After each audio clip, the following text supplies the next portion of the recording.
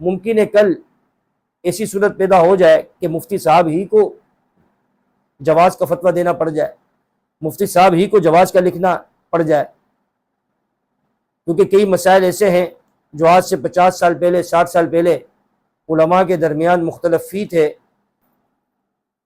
تمام حقائق کو مد نظر رکھتے ہوئے جو مسئلہ بیان فرماتے ہیں ان کے سامنے تمام حقائق ہوتے ہیں، ما لہا و ما علیہا، ہر وہ چیز ان کے سامنے ہوتی ہے جو فائدہ مند ہے، اور ہر وہ چیز ان کے سامنے ہوتی ہے جو نقصان دہ ہے۔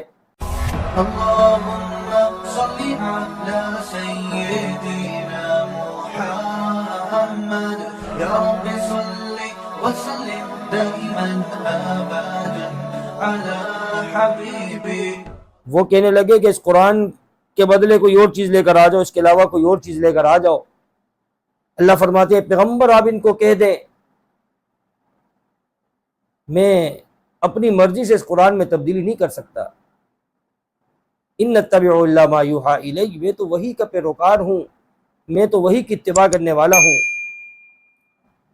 اللہ تبارک و تعالی نے انبیاء علیہم السلام کو ہدایت کا سرچشمہ بنایا ہے، اور پھر یہی علوم سینہ بسینہ چلتے چلتے علماء کے پاس پہنچے۔ اللہ تبارک و تعالی نے علماء کو بھی ہدایت کا ذریعہ بنایا ہے۔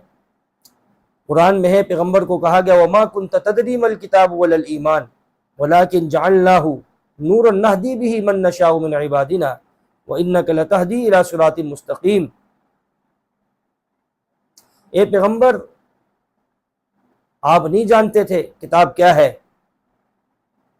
آپ یہ بھی نہیں جانتے تھے کہ ایمان کیا ہے، لیکن اللہ تبارک و تعالی نے ایسی روشنی اور ایسی ہدایت نصیب فرمائی کہ پوری دنیا کی روشنیاں اور پوری دنیا کی ہدایت اللہ تبارک و تعالی نے وہیں سے ہوڑی، اور چاندانگ عالم میں ہدایت کا یہ پیغام پہنچا۔ قل هل يستوي الذين يعلمون والذين لا يعلمون، اے پیغمبر آپ کہہ دیں کہ وہ لوگ جو دین کا علم رکھتے ہیں اور وہ لوگ جو دین کا علم نہیں رکھتے وہ دونوں برابر نہیں ہو سکتے۔ انبیاء علیہم السلام کے اوپر طرح طرح کی باتیں بنائی گئی، جناب نبی کریم صلی اللہ علیہ وآلہ وسلم کو کیا کچھ نہیں کہا گیا۔ قرآن میں ہے فَلَعَلَّكَ تَارِكٌ بَعْضَ مَا يُوحَىٰ إِلَيْكَ وَضَائِقٌ بِهِ صَدْرُكَ أَن يَقُولُوا لَوْلَا أُنزِلَ عَلَيْهِ كَنزٌ أَوْ جَاءَ مَعَهُ مَلَكٌ۔ قرآن میں ہے کہ وہ آ کر کہتے تھے کہ آپ کے پاس خزانہ کیوں نہیں ہے، فرشتہ کیوں نہیں آتا۔ انما انت نذیر، اے پیغمبر آپ کا کام پیغام پہنچانا ہے، بس آپ ڈراتے رہیں۔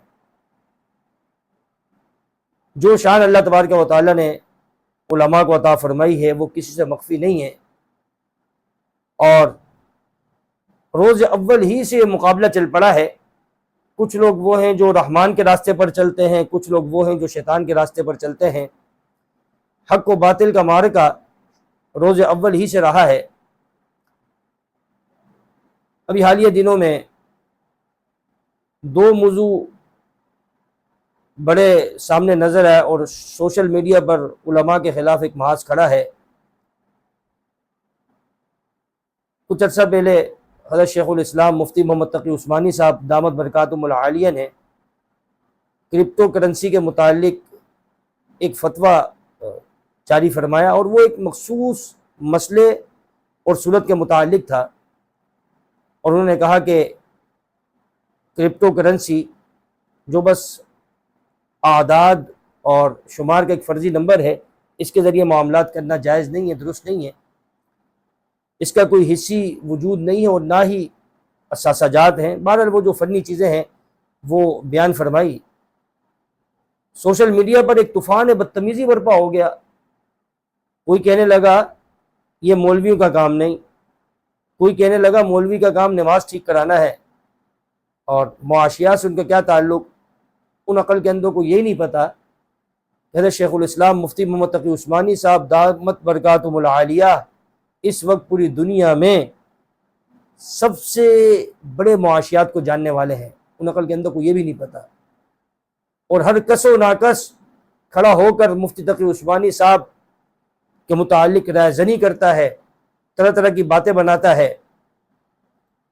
بہرحال دنیا میں عقل مند ہیں تو احمقوں کی بھی کمی نہیں ہے، بڑے بڑے احمق بھی موجود ہیں۔ چند ویو حاصل کرنے کے لیے حضرت شیخ الاسلام مفتی محمد تقی عثمانی صاحب پر کیچڑ اچھالنا یا ان کی ذات کو داغدار کرنا، یہ اپنا منہ گندا کرنے کے مترادف ہے۔ اگر کوئی آسمان کی طرف تھوک پھینکنا چاہے تو تھوک پلٹ کر واپس اسی کے منہ پر آتا ہے۔ اگر یہ علماء کے خلاف اس طرح بھونکیں گے یا علماء کے خلاف اس طرح بدگمانیاں پھیلائیں گے تو وہ بدگمانی واپس انہی پر پلٹ کر آئے گی، اور اس کا انجام ان کو دنیا اور آخرت دونوں میں بھگتنا پڑے گا۔ اللہ تبارک و تعالیٰ نے بڑے علوم عطا فرمائے ہیں اور بڑے ہی ماہر فن ہیں، اور ظاہر اب تحقیق کا دروازہ تو بند نہیں ہوا، تحقیق تو چلتی رہتی ہے۔ اگر آج تحقیق یہ ہے، ممکن ہے کل ایسی صورت پیدا ہو جائے کہ مفتی صاحب ہی کو جواز کا فتویٰ دینا پڑ جائے، مفتی صاحب ہی کو جواز کا لکھنا پڑ جائے، کیونکہ کئی مسائل ایسے ہیں جو آج سے 50 سال پہلے 60 سال پہلے علماء کے درمیان مختلف فی تھے۔ کچھ علماء اس کو جائز کہتے تھے، کچھ علماء اس کو ناجائز کہتے تھے، لیکن جیسے جیسے زمانہ آگے بڑھتا گیا ان مسائل میں جدت آتی گئی، تحقیقات بڑھتی گئی، اور آج علماء نے ان میں سے بہت سی چیزوں کو جائز بھی قرار دے دیا۔ بس یہ دنیا ہے، یہ چلتا ہے، یہ نظام اس طرح چلتا ہے، اور اسی طرح معاملات واضح ہوتے ہیں۔ آئے دن نئی نئی تحقیقات سامنے آتی ہیں، نئی نئی ایجادات سامنے آتی ہیں، اور نئی نئی چیزیں وجود میں آتی ہیں، اور پھر ظاہر ہے کہ علماء بھی تمام حقائق کو مد نظر رکھتے ہوئے جو مسئلہ بیان فرماتے ہیں ان کے سامنے تمام حقائق ہوتے ہیں، ما لہا و ما علیہا، ہر وہ چیز ان کے سامنے ہوتی ہے جو فائدہ مند ہے، اور ہر وہ چیز ان کے سامنے ہوتی ہے جو نقصان دہ ہے۔ اللہ تبارک و تعالی نے بڑی حکمت عطا فرمائی ہے۔ العلماء ورثۃ الانبیاء، علماء انبیاء کے وارث ہیں۔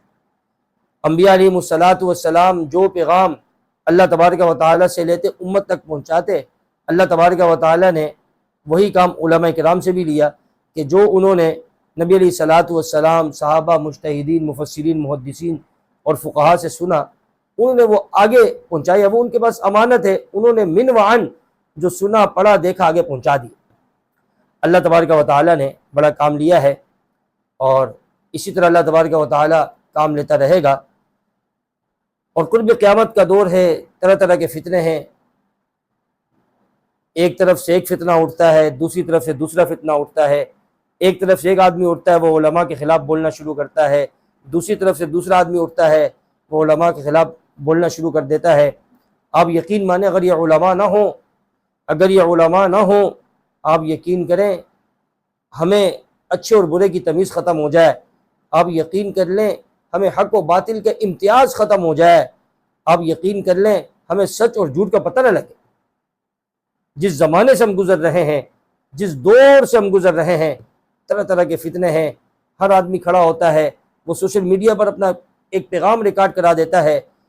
اب وہ کس حد تک درست ہے اور کس حد تک اس کی پکڑ ہونی چاہیے، سادہ لو عوام کو اس کا اندازہ نہیں ہوتا، نہ ہی ان کو پتہ لگتا ہے، وہ آ اور واہ کر کے آگے چل دیے دیتے ہیں۔